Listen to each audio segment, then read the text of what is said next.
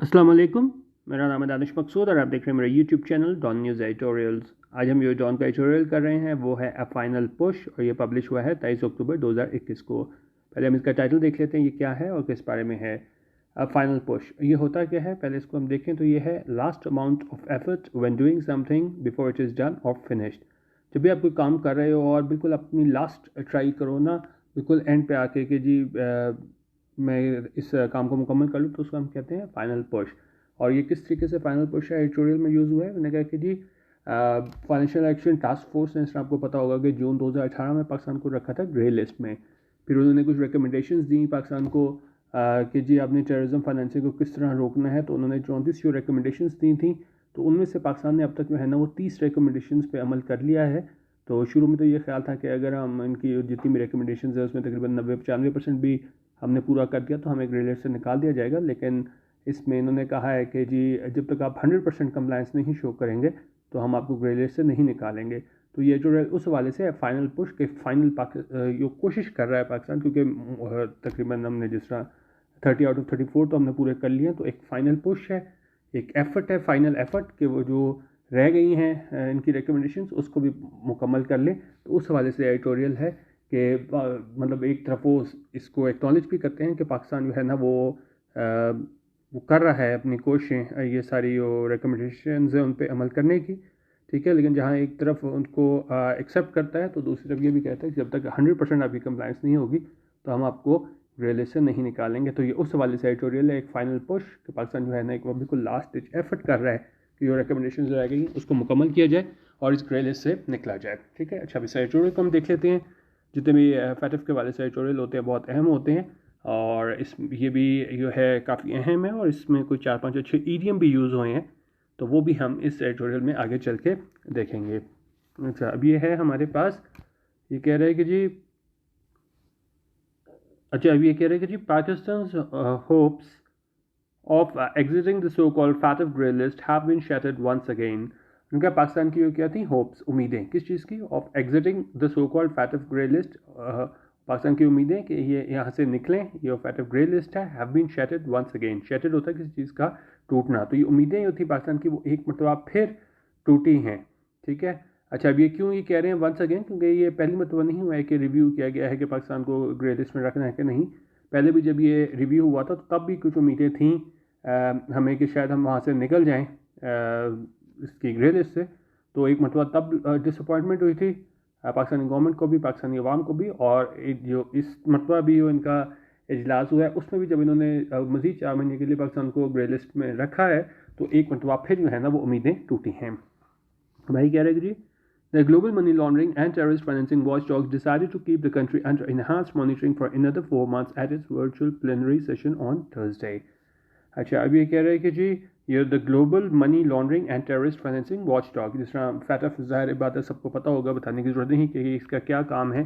Basically इसका काम है जो टेररिज्म फाइनेंसिंग है उसको रोकना। और ये वॉच डॉग फैटफ, ये global money laundering and terrorist financing watch dog है, ये किसके बारे में बात हो रही है? FATF financial action task force के बारे से बात हो रही है। उन्होंने क्या किया, डिसाइडेड, उन्होंने फैसला किया। किस चीज़ का उन्होंने यहाँ पे फैसला किया है?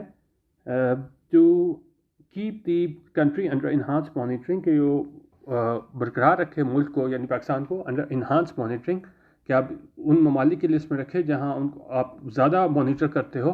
कितनी देर के लिए? फॉर अनदर 4 months, 4 महीने के लिए, at its virtual plenary session. कि उनका जो वर्चुअल प्लेनरी सेशन था, पहले हम प्लेनरी देख लेते हैं। प्लेनरी होता है हमारे पास जब अ मीटिंग और session attended by all participants at a conference और असेंबली, ठीक है। जब प्लेनरी हम इस तरह बोल सकते हैं कि बहुत ज़्यादा ममालिक हों और सारे जो हैं ना वो अटेंड करें कोई भी कॉन्फ्रेंस और असेंबली। जिस तरह अगर हम कहें working parties would report back to the plenary with recommendation, तो वहाँ पे हम कहते हैं बहुत ज़्यादा ममालिक होते हैं, उनकी मीटिंग होती है, तो उसके बाद हम उसको कहते हैं प्लेनरी। तो ये जो फैसला किया गया कि पाकिस्तान को 4 महीने मज़ीद इसमें रखना है ग्रे लिस्ट में, तो उसमें ये फैसला कहाँ पे हुआ? Virtual plenary session. वर्चुअल क्या होता है, मतलब इसको आप ऑनलाइन कह लें क्योंकि ज़ाहिर अब फेस टू फेस मीटिंग नहीं हो रही। तो ये जितने भी ये थे हमारे पास इनके मेंबर्स, तो उनकी जो सेशन हुआ वो क्या है? वर्चुअल प्लेनरी सेशन था, यानी तमाम मेंबर्स का जो सेशन था वो ऑनलाइन था। कब? On Thursday. और वहाँ पे फैसला किया कि पाकिस्तान को मज़ीद 4 महीने जो है ना वो कहाँ रखना है, ग्रे लिस्ट में। अच्छा, अब ये कह रहे हैं कि जी but then we all knew deep down that we are still some distance away from being taken off the list, despite having made considerable progress on the two concurrent FATF and Asia Pacific Group action plans since being put on grey list in June 2018. काफ़ी लंबा sentence है, इसको हम break करके देखते हैं। ये है जी, अच्छा अभी कह रहे हैं कि जी वी ऑल न्यू, हमें पता था। डीप डाउन क्या होता है कि देखें एक आपको एक गट फीलिंग होती है, आपको पता होता है कि ऐसा होगा या ऐसे नहीं होगा, लेकिन फिर भी आपकी ख्वाहिश होती है कि वो हो जाए जो आप चाहते हो। जिस तरह जब पिछली बार भी जब रिव्यू होना था इसका कि पाकिस्तान ने ग्रे लिस्ट में रहना है कि नहीं, तो उम्मीद तो सारों को थी कि शायद निकल जाए, क्योंकि हमने काफ़ी ज़्यादा रिकमेंडेशन पर अमल कर लिया, लेकिन डीप डाउन एक गट फीलिंग थी कि नहीं भाई ऐसा नहीं होगा। तो इस बार भी यही कह रहे हैं कि इस बार भी उम्मीदें हमें थी, लेकिन we all knew deep down, लेकिन में हमें पता था। मैं आपको डीप डाउन इसको वो दिखा भी देता हूँ। डीप डाउन जहाँ लिखा था कि डीप डाउन होता है in most feelings despite appearances to the contrary. Example देखें, I was happy on the outside but deep down I was devastated. तो यहाँ भी ये बात करें we all knew deep down कि मतलब वैसे तो चले उम्मीदें थी कि यहाँ से हम निकल आएंगे, लेकिन हमारी गट फीलिंग थी, इन मोस्ट फीलिंग थी कि we are still some distance away from being taken off the list, कि अभी भी कोई बाकी है कि हमें है ना वो निकाला जाए कौन सी इस लिस्ट से, डिस्पाइट हैविंग मेड, बावजूद इसके कि हमने क्या है कंसिडरेबल प्रोग्रेस दिखाई है किस हवाले से, on the two concurrent FATF and Asia Pacific group action plans.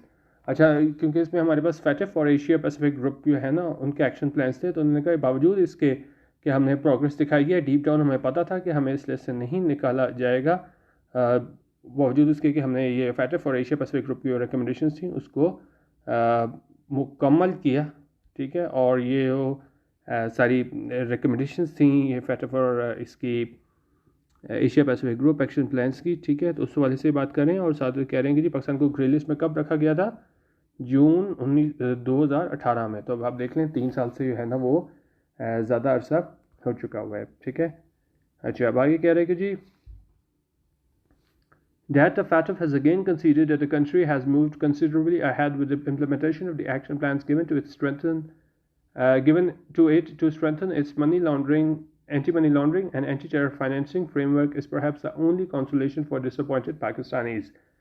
अच्छा, अभी ये एक फिर पूरा हमारा पैराग्राफ एक सेंटेंस बन गया, और इसमें जो एक वर्ड देखने वाला है वो हमारे पास क्या है, वो हमारे पास है इसका कॉन्सोलेशन का। कॉन्सोलेशन क्या होता है कि जिस तरह आसान लफ्ज़ों में मैं आपको बताऊं कि जी the comfort received by person after loss और डिसअपॉइंटमेंट, जब किसी चीज़ में आपको कोई नाकामी हो, आपको कोई डिसअपॉइंटमेंट हो, लेकिन उसके बाद जो है ना वो आप जो है इसको the comfort received by person after loss और डिसअपॉइंटमेंट। ठीक है, लॉस और डिसअपॉइंटमेंट के बाद आपको कोई राहत नसीब हो। इसकी सिंपल एग्जांपल आप इस तरह देख लें, फ़र्ज़ करें कि कोई 5 मैचेस की सीरीज़ है, पाकिस्तान 4 मैच हार गया है और 5वां अगर जीत जाता है तो वो क्या होगी, कॉन्सोलेशन होगी कि एक लॉस और डिसअपॉइंटमेंट के बाद जो है ना वो आपको कंफर्ट रिसीव हो। तो और यहाँ पे कॉन्सोलेशन किस तरह यूज़ हुआ है कि उन्होंने कहा कि ठीक है फैटफ ने पाकिस्तान को बरकरार तो रखा इसमें ग्रे लिस्ट में, लेकिन साथ ही उन्होंने क्या किया है, एक मतलब फिर जो है वो कंसीड किया है, माना है इस बात को कि the country has moved considerably ahead with the implementation of the action plans given to it to strengthen its anti money laundering anti terror financing framework. तो उन्होंने कहा उसको माना है कि ये मुल्क है हमारा, उसने क्या किया है, मतलब एक प्रोग्रेस दिखाई है इम्प्लीमेंटेशन के हवाले से, नाफिज करने के हवाले से। वो एक्शन प्लान्स थे जो इसे दिए गए थे क्या करने के लिए, मजबूत बनाने के लिए इसके एंटी मनी लॉन्ड्रिंग और एंटी टेरर फाइनेंसिंग फ्रेमवर्क को। और उन्होंने कहा ये वाहिद जो है ना वो क्या है, कॉन्सोलेशन है, क्योंकि वैसे तो ज़ाहिर है जब आपको ग्रे लिस्ट से नहीं निकाला तो नाकामी और डिसअपॉइंटमेंट तो ज़रूर होगी, लेकिन यही उन्होंने कहा कॉन्सोलेशन दोबारा हम कह सकते हैं कि उन्होंने इस चीज़ को तस्लीम किया है कि पाकिस्तान ने क्या है प्रोग्रेस दिखाई है उन एक्शन प्लान्स को जो उन्होंने पूरे करने थे। उन्होंने कहा ये डिसअपॉइंटेड पाकिस्तानी के लिए बस एक यही इसको हम कॉन्सोलेशन कह सकते हैं। अच्छा, अब आगे कह रहे हैं कि जी द फैटफ रिकग्नाइजेज, उनका फैटफ जो है रिकग्नाइज करते हैं, तस्लीम करते हैं दैट पाकिस्तान हैज़ एड्रेस्ड और largely address 30 out of 34 items, कि पाकिस्तान ने 34 में 30 आइटम्स को जो है ना वो एड्रेस कर लिया, यानी कि उन पर जो अमल कर लिया है। और वो कौन से थे 34 items, contained in the 2 FATF APG action plans of 2018 and 2021।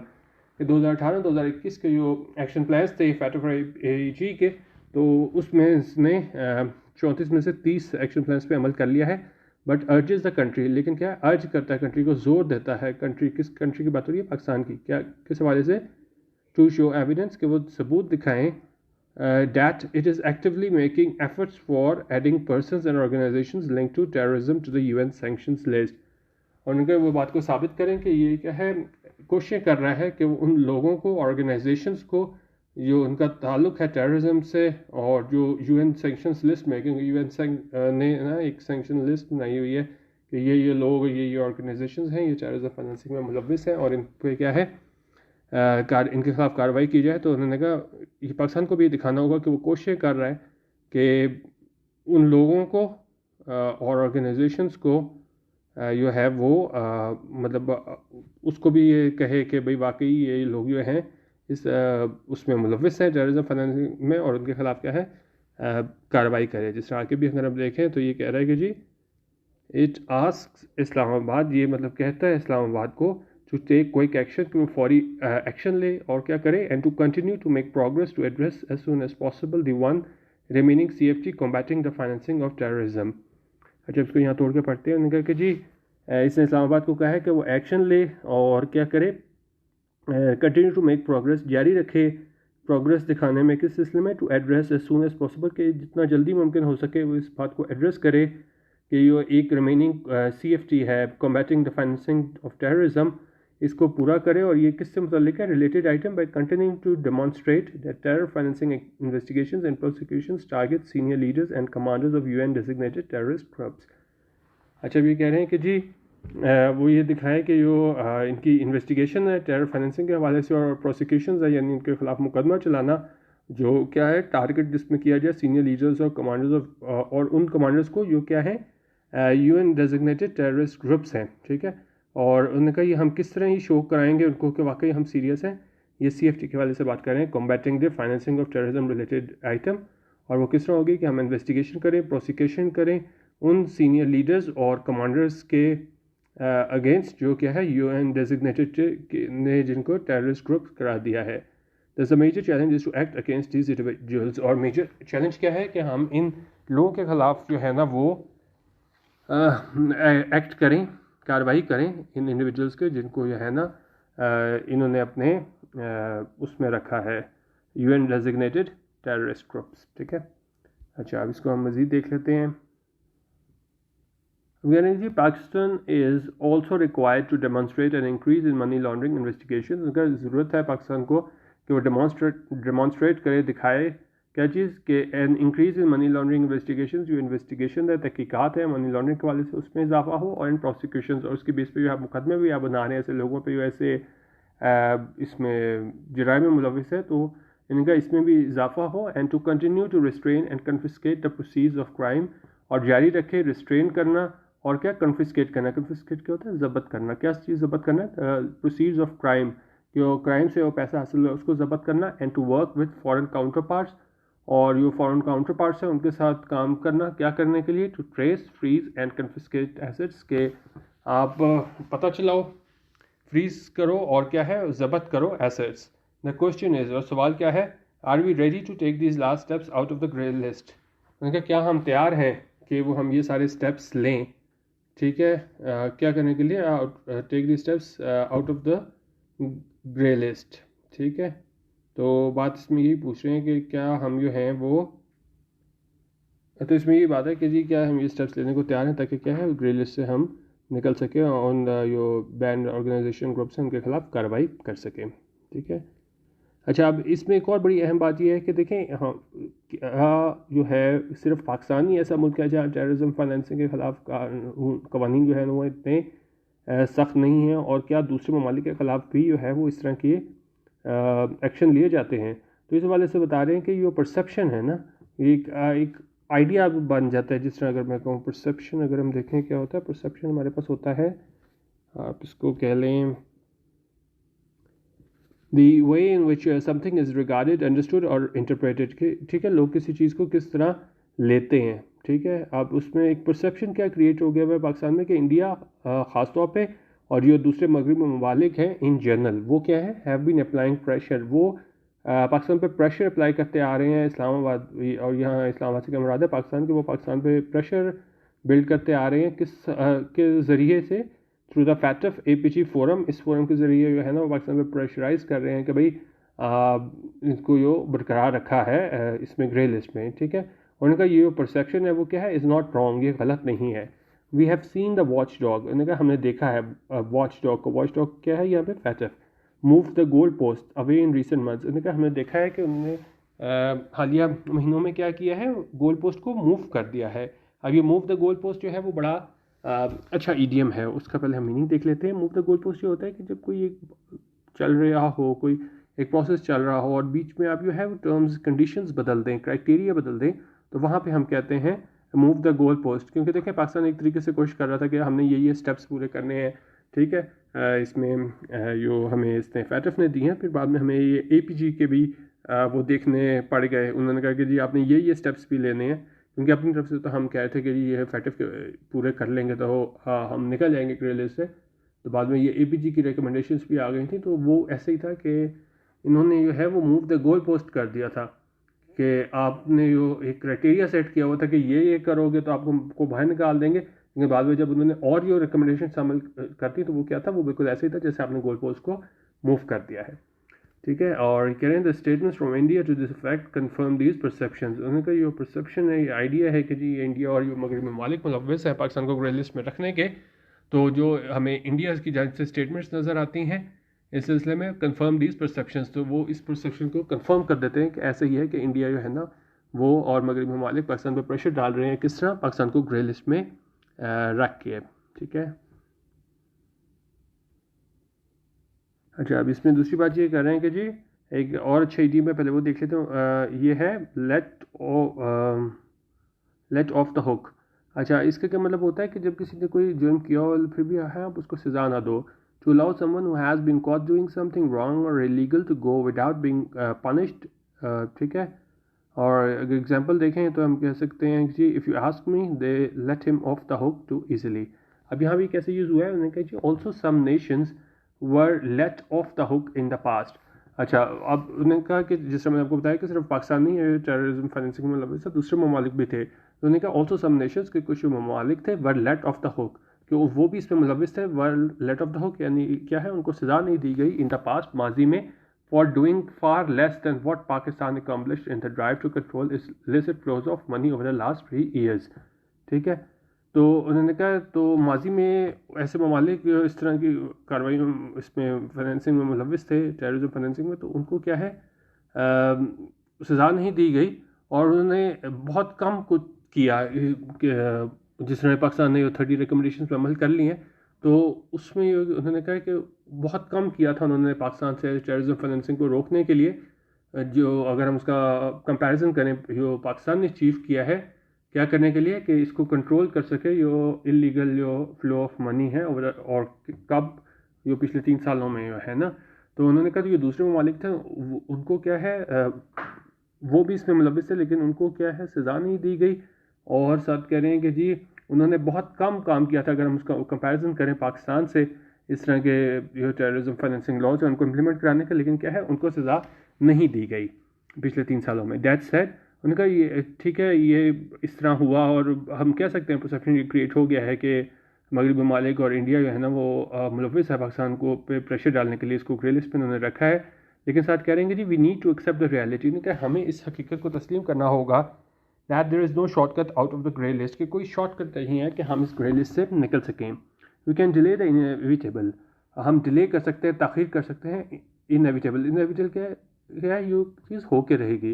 उन्होंने कहा हम उसको डिले तो कर सकते हैं, ताख़ीर तो कर सकते हैं, but can not dodge it for very long, लेकिन हम क्या है इससे बच नहीं सकते बहुत लंबे अरसे के लिए। एट द सेम टाइम उसी वक्त क्या है, इट शुड बी रिकगनाइज, उन्होंने कहा ये चीज़ रिकगनाइज की जानी चाहिए, माननी चाहिए। क्या चीज़, that the FATF APG action plan has given Pakistan an opportunity, कि उन्होंने कहा फैटफ APG एक्शन प्लान जो उन्होंने कहा कि जी आपने ये सारी चीज़ें पूरी करनी है, इसने पाकिस्तान को क्या है अपॉर्चुनिटी दी है, मौका दी है क्या करने के लिए। एक और बड़ा अच्छा इडियम यूज़ हुआ है, to put its own house in order, ठीक है। जब अपना हाउस जो है ना वो आप ऑर्डर में करते हो, उन्होंने कहा ये अपॉर्चुनिटी मिली है पाकिस्तान को। और इसका क्या मतलब होता है कि अपने हाउस को इन ऑर्डर करो, कि जो भी जिस तरह के देखें टू मीन टू इम्प्रूव और correct the way one does things, ठीक है, कि जिस तरह भी आप कोई काम करते हो कि उसमें गलती हो रही है उसको आप ठीक करो ना, तो आप कहते हो कि जी आप अपने हाउस को इन ऑर्डर करो, ठीक है। तो यहाँ भी कह रहे हैं कि हमें अपना हाउस इन ऑर्डर करना होगा, जो भी यहाँ पे हम गलतियाँ कर रहे हैं उसको ठीक करना होगा।